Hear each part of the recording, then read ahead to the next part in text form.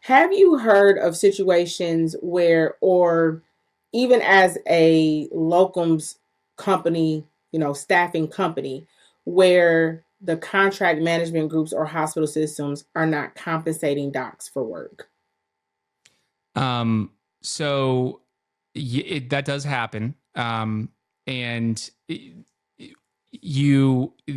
thing is, as a doctor, that would be a big advantage to be working through a locums company. And it's interesting you bring this up because I just had this situation happen. I've heard of this and I never had it because our hospitals have always, sometimes they'll be delayed, right? A little Mm-hmm. while, but usually they pay.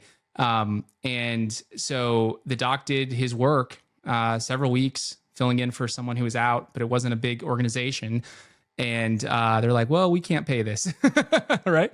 And so what we do as a, financially sound locums company, we pay the docs right away. So like Mm-hmm. that's a part of it. And then because they're worth us, like that shouldn't be on the doctor. If our client can't pay us, like the doc will still get paid. Right. If you're direct contracting, that's a little bit of a, especially if you're working for a small practice or a really small hospital. I do due diligence on most of these hospitals. Most states, especially the nonprofits, require them to submit their financial forms. They may be a year or two delayed, but you can get some idea of how healthy they are. Mm-hmm.